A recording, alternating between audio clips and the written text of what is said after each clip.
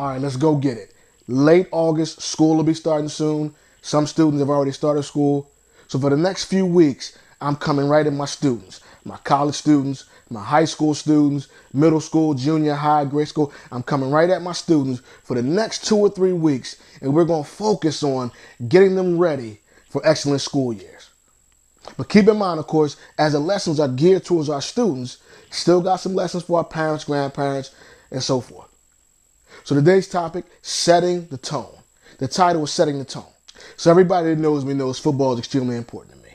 The lessons that I've learned on and off the field, and now as a coach, the lessons that I can teach and mentor other young men in the same regard. Now Ray, my man Ray, my head coach, my good friend, we always made sure when we were coaching together, we did one thing. We deferred the toss. So if we won the toss, we deferred to the other team, meaning we wanted to give them the ball first.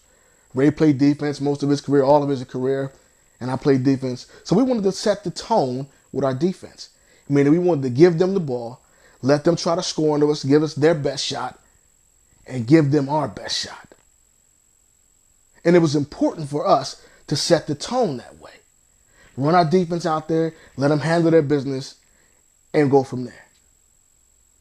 But this goes beyond football, because I remember when I first started playing chess years ago, and I actually watched chess matches and very quickly based on the first couple of moves. I'm talking about first 5 moves, bing, bing, boom, checkmate, lights out, game over. You're like, whoa, what happened? Before the opponent can even set up or get into what he thought he was going to do, he or she, checkmate, 5 moves, game over. Because the person that won set the tone with their first couple of moves. So even beyond football and even beyond chess and other areas of life, think about it. At church, many of us members of Baptist church and other denominations, church is structured to prepare you for the sermon, prepare you for the preached word. Praise and worship sets the tone, the emotion, the excitement, being prepared to receive the word that God's delivering through the preacher. It's all about a starting point where we do what? We set the tone. So for my students, here's where I want you to focus on. When school starts, remember, I have to set the tone. Setting the tone does a couple things, and I'm going to give you 3 of them real quick. The first thing setting the tone does, it creates a habit and expectation of success and of excellence. Again, it creates a habit and expectation of success. Years ago when I read Stephen Covey's 7 Habits of Highly Effective People, it talked about the things that are important, the habits that are needed and required to be successful. And that's the same thing I'm talking about here. When you set the tone as a student, you are setting the tone for a great school year. You're expecting success, and you're laying the foundation to be at your very best. Which leads to my second thing. The second thing that it does, it creates and enables you to have a spirit of accountability. That accountability is important. Remember, when you start the school year, you all start with either a 0 or you all start with 100. Depends on how your teacher goes.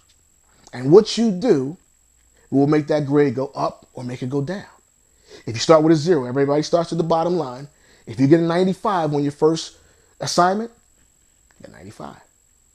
By the same token, if you get a 65, you have a 65. Setting the expectation for success and for greatness. But what you also do is you enable to have that accountability. When you start out with good grades, you want to maintain good grades. There's some rewards, some things that come along with those good grades. Honor roll, dean's list, and then of course, depending on the structure of your family, you never know. You may get some new video games or whatever, new sneaks, clothes, whatever you want, more money, based on your success, based on your academic performance. So that's that accountability piece. I'm here, and I want to stay here. So now I have a target that I want to look at. And my third and final thing that setting the tone does, setting the tone opens up and unlocks blessings that God has for you. When you open up and you have that spirit of success, when you go in with greatness on your mind, and you set the bar high, then you are being faithful and obedient to what God has for you. God wants us all to succeed, wants us all to be great. He said in his word, he came that we may have life and life more abundantly.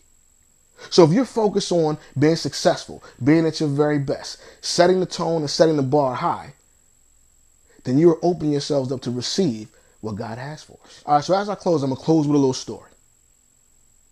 My good friend Kirk and I, we are teaching the young men's, the high school age boys, and sometimes girls Bible study class.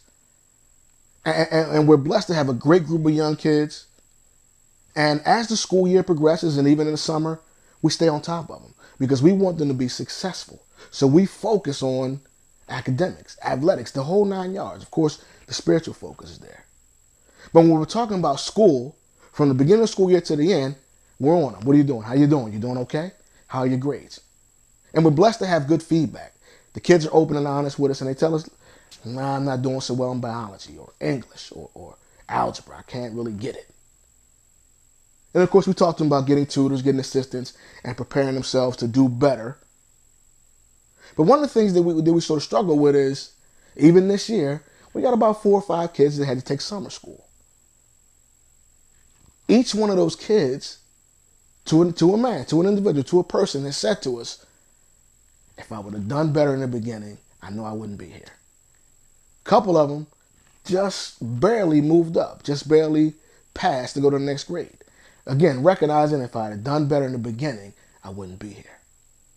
So as we prepare for another school year, students, think about it. At the end of the school year, where do you want to be?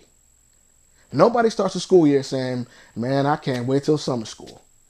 You may be looking forward to summer, going to trips, doing so forth, but nobody's looking forward to summer school.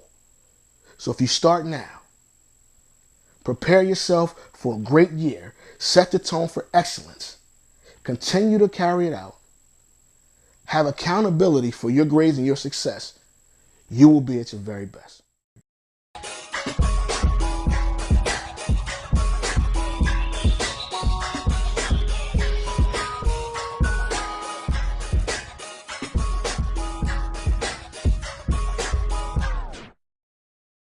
That I can have this moment.